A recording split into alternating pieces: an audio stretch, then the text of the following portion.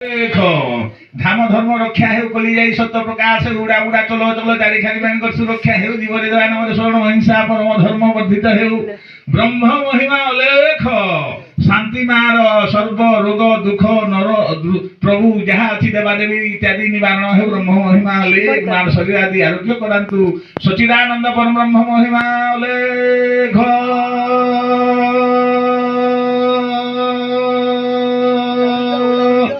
ब्रह्मांड हानि लाभ ठारे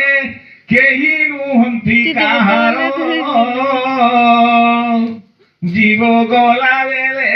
अंतर हुईबे केही न दिबे संगर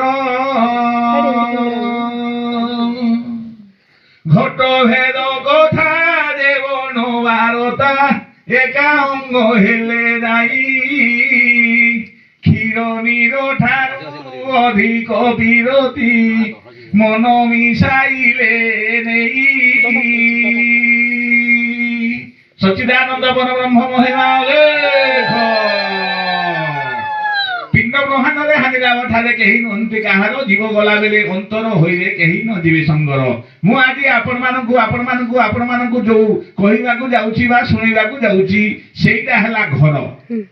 କାହାକୁ ଘର କହନ୍ତି मार पेटरे जो आमे रहिदिला सेटा गोटी घर सेटा गोटी घर सेटा गोटी जोठी मार पेटरे रहिगिरी मार भात दाली तरकारी जहा खाउथुला जहा माछ मांस इत्यादि जहा खाउथुला मा सेटा रस जाको जाइगिरी मार मुनी भितरे पशु नथिला मोर खाद्य पई हेमिति नै माने टिश्यू माने जोटा की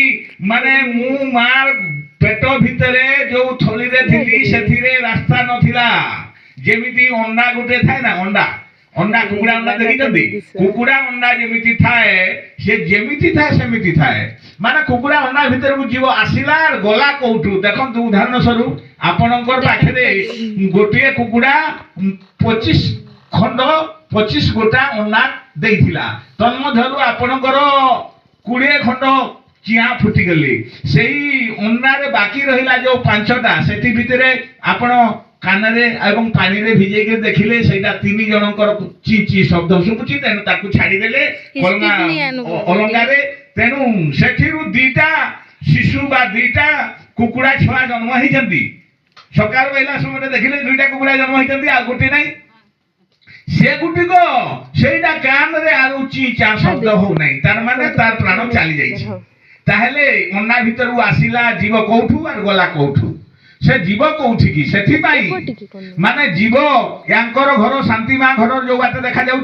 जाउची एटा गोटे बाट अछि गोटे बाटे पसिबो गोटे बाटे पसिबो हेमिति जीव गला बेले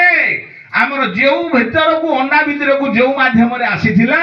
जीव मध्य सेही बाटे रे देखो दुईटा दुखदुखिया स्थान अछि जोटा तालुका दुआर शिखे अछि तार बाट माने तालुका एटा तालुका कहंती एथिरे दुखदुखिया स्थान अछि शिशु जन्म हला छनी सेथिरे माने दुखदुखिया स्थान अछि कोन अछि दुखदुखिया स्थान अछि सेही दुखदुख स्थान जोटा अछि एटा कहंती जीव आसे सेही बाटरे आ जाय मध्य केमिति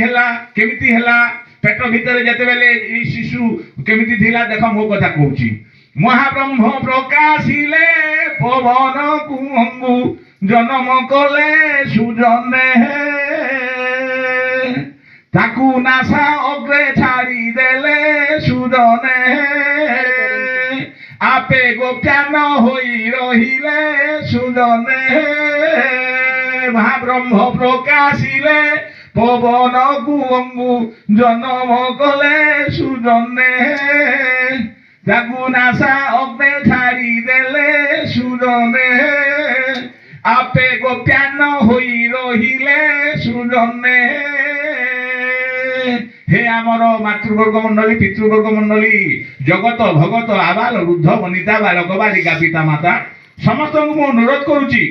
जेते बेले आमे मार पेट भितरे थिला सेटा गोटे घर सेही घर रे कोन करूथिला जीव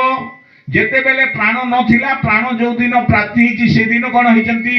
जी ब्रह्मा विष्णु शिव निराकार 33 कोटी देवता 56 कोटी जीव उड़ा उड़ा चलो चलो चारिखानी प्राणी को जे सृष्टि सर्जना करिथिले जीव निर्जीव सजीव अजीव को जे तैयारी करिथिले सेठी आविर्भाव हेले सेठी आविर्भाव होइगिरी मां पेटरे आविर्भाव होइगिरी हमर जो शिशु अछि बा मु थिली सेठी रे ए नासाग्र माने ए नाको आगरे दीटा वायु छाडिली सेटा हला जोटा भीतर गला सेटा हला जीव भीतर बाहर को जो वायु आसी ताको कहत बरम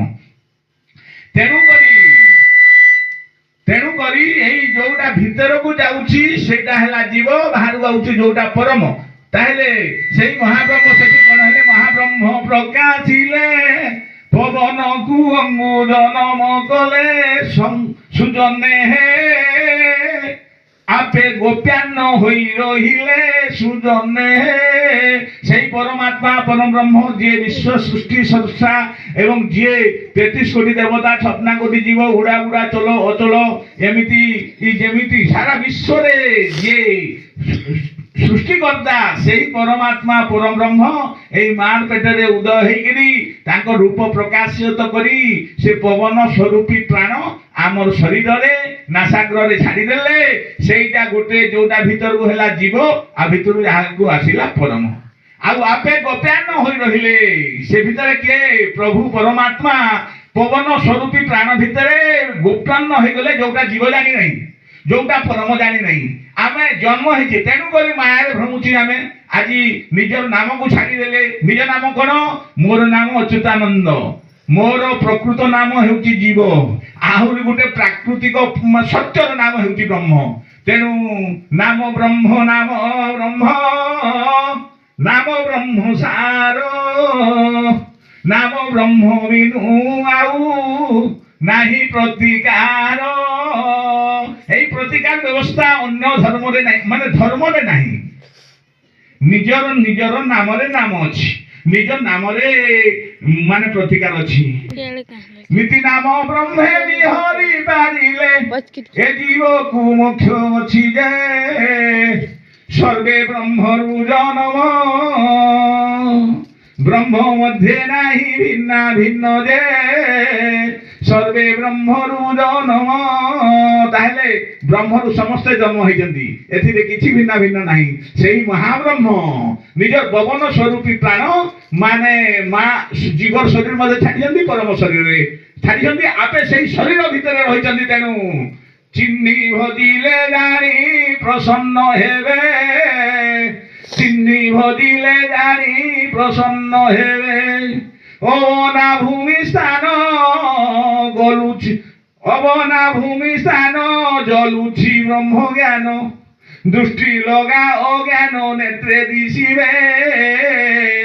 चिन्नी भदिले जानी प्रसन्न हेबे चिन्नी भदिले जानी प्रसन्न हेबे जम नियम जाकू कराई से पथकू जम नियम जाकू कराई से पथकू माने दृष्टि लगाओ ज्ञान नेत्रे दिशिबे चिन्नी भदिले जानी प्रसन्न हेबे तेणु समझदार वाले को इशारा काफी है समस्त जगत भगत आबाल वृद्ध वनिता तथा महिमा धर्म ग्रंथ समस्त भक्त मानकु एवं समस्त साधु संत मानकु अनुरोध करूची जे दिन रात को 24 घंटा 1440 मिनिट 86,400 सेकेंड एतिकी रे 21,617 वायुर परिभ्रमण हेउची सेतिरे गोटिए दंड हेउची परम पुरुषर विहरण गोटे दंड 360 थर तेणु मु कहिबार उद्देश्य होची जे आजी आजी मु जन्म विषय रे कहिबी नाही मरिबार विषय रे कहिबी ए जीव काहे की मरे ए जीव कोठी की जाए प्रथम गर्भ तो हैला हमर माने कोडा प्रथम गर्भ हैला मार गर्भ प्रथम जन्म हमर गोटे घर द्वितीय घर रे ई लेट्रिन बाथरूम माने केते जे कोठा बाड़ी करि सारी जे पुओ बहु नाती नातनी इत्यादि तयारी कले तापरे नातनी को बाहा करे नाती को बाहा कले नाती पुओ को भी बाहा करबा को इच्छा होची निजर गाल गुडा को पसी गला आखी गुडा को पसी गला माने छाल गुडा को लोच कोचा देखा जाउची माने हाड़ पंजरा देखा जाउची तथापि बाड़ी धरि के उढा कहूची मोर नाती रो पुओ रो बाहा घर मु करबी ହେଲେ ମୁଁ କେବେ ମରିବି ବୋଲି କହେ ନାହିଁ। ମୁଁ କେବେ ମରିବି ସେ କଥା ଚିନ୍ତା ନାହିଁ। ନିଜର ନାତିର ପୁଅକୁ ବାହାଘର କରିବା ପାଇଁ ସେ ବଡ଼ା ବହୁତ ଇଚ୍ଛୁକ, ବହୁତ ଚିନ୍ତା, ମାନେ ବହୁତ ସବୁବେଳେ କହୁଛି। ଖାଇଲା ବେଳେ କହୁଛି, ଶୋଇଲା ବେଳେ କହୁଛି, ଝାଡ଼ା ଗଲେ କହୁଛି, ପରିସ୍ରା କଲେ ଯାଉଛି, ଆରେ ମୋର ନାତି କେବେ ବାହା ହବ, କେବେ ବାହା ହବ। ଆଉ ରାମ ଗଲା, କୃଷ୍ଣ ଗଲା, କୌଣସି ଭଗବାନ ଭକ୍ତି ସବୁ ଚାଲିଗଲା, ନାତିର ବାହାଘର ପାଇଁ ସେ ଚାହୁଁଛି। ତେଣୁ ଏଇଠି ବୁଝିପାରନ୍ତୁ ଯେ କୌଣସି ଲୋକ ମରିବାକୁ ଇଚ୍ଛୁକ ନୁହନ୍ତି।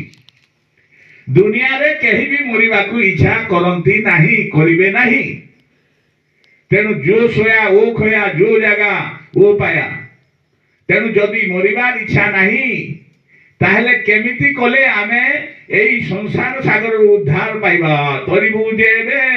ଭବ ସଂସାରୁ ଉପାୟ କରି ଭଜ, ଏବେ ଶ୍ରୀ ଗୁରୁ হে, ଏବେ ଶ୍ରୀ ଗୁରୁ। ମାନେ ଶ୍ରୀ ଅର୍ଥାତ୍ ଶ୍ରେଷ୍ଠ, ଗୁ ମାନେ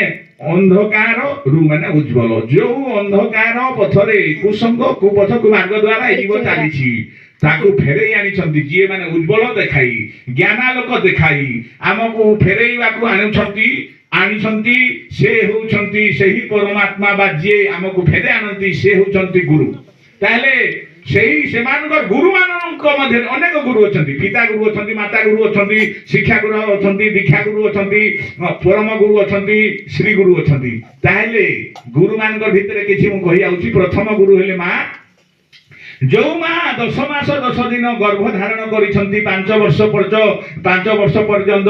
ମାନେ କ୍ଷୀର ପାନ କରି ଲାଳନ ପାଳନ କରିଛନ୍ତି। ମା ଗର୍ଭରେ ଏ ଜୀବ ଯୋଉ ଥିଲା, ବହୁତ କଷ୍ଟରେ ମା ତାକୁ ସହ୍ୟ କରିଥିଲା। ସେଇ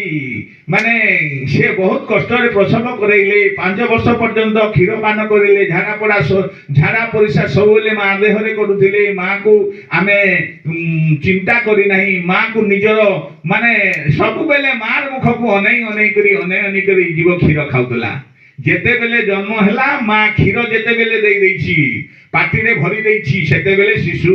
ଆଖି ଖୋଲିକି ଦେଖିଛି, ଆଉ ପେଟକୁ ଯୋଉ ଖାଦ୍ୟ ନେଇଛି ବା କ୍ଷୀର ପାନ କରିଛି, ସେତେବେଳେ ତାର ମୁହଁଟା ଖୋଲି ଯାଇଛି, ପାଟି ଭିତରେ ମା ସ୍ତନ୍ୟ ପଶି ଯାଇଛି। ତେଣୁକରି ଯେତେବେଳେ ସେ ନିଦରେ ଶୋଇଯାଇଛି, ନିଦ ଭାଙ୍ଗିଗଲା ବେଲେ ମା ପାଖରେ ନାହିଁ। ତେଣୁ ଆଖିରେ ଖୋଜୁଛି, ତାର ହାତ ତ ସେତେବେଳେ ମାନେ ଆଖି ଖୋଜୁଥିଲା, କୋଉଠି ମୁଁ ଖାଦ୍ୟ ଖାଉଥିଲି, କୋଉଠି ମୁଁ ଖାଦ୍ୟ ଖାଇଥିଲି, ଜୀବ ଏମିତି ଖୋଜୁଥିଲା। ତାପରେ ଦେଖିଲା ଯେ ଯେତେବେଳେ ମାକୁ ପାଇଲା ନାହିଁ, ତାପରେ ଯେମିତି ଖାଇବାର ଗୋଟେ କ୍ଷୀର ନଉଥିଲା ସେମିତି ଗୋଟେ ଉଚ୍ଚାରଣ କଲା, ମା। ତାହେଲେ ମା ଯୋଉଠି ଥିଲେ ଦୌଡ଼ି ଆସିଲା, କହିଲା ମୋର ପୁଅ ମତେ ଖୋଜୁଛି, ମତେ କ୍ଷୀର ଦେବାକୁ ମାଗୁଛି। ଇଏ କହିଲା ମା। ତେଣୁକରି ପ୍ରଥମ ନାମକରଣ ଶିଶୁ ହିଁ ନିଜର ଜନ୍ମଦାତ୍ରୀ ଜଣକୁ ନାଁ ବୋଲି ଦେଇଛି। ନା ମା ବୋଲି କେହି ଦେଇନାହାନ୍ତି। ମା ସର୍ବପ୍ରଥମରେ ଯିଏ ଉଚ୍ଚାରଣ କଲା ଯେ ମା, ତେଣୁକରି ପ୍ରଥମ ଗୁରୁ ହେଲେ ମା। କାହିଁକି? ମା ଚିହ୍ନେଇ ଦେଲେ ଯେ ଏଇଟା ତୋର ବାପା। କାହିଁକି ନା ମା ବିଶେଷ ଭାବରେ ଭଲ ପାଉଥିଲେ ବାପାଙ୍କୁ, ଅନ୍ୟ କାହାରିକୁ ନାହିଁ। ଦେବା ଦେବୀ ପୂଜା ପାଠ କୌଣସି ଭଗବାନ ଭକ୍ତି କିଛି ନାହିଁ, ସେ କେବଳ ବାପାଙ୍କୁ ହିଁ ବେଶୀ ଭଲ ପାଉଥିଲେ, ବହୁତ ଭଲ ପାଇଥିଲେ। ଯୋଉଟା କି ମାନେ ପ୍ରାଣରୁ ଅଧିକ ହେଉଛନ୍ତି ମାର ଭଲ ପାଇବାଟା ବାପା। ତେଣୁକରି ଶିଶୁକୁ ଦେଇଦେଲେ ବାପାଙ୍କୁ। ଶିଶୁକୁ କହିଲେ ଏଇଟା ତୋର ବାପା। ତେଣୁ ପ୍ରଥମରେ ସନ୍ତାନ ମା ବୋଲେ, ତାପରେ ଦ୍ୱିତୀୟରେ ଶିକ୍ଷା କଲେ ବାପା। ପ୍ରତ୍ୟେକ ଘରେ ବି ଦେଖିଥିବେ, ପ୍ରଥମରେ ଛୁଆଟା ମା, ତାପରେ ବାପା କହିବାକୁ ଶିଖେ।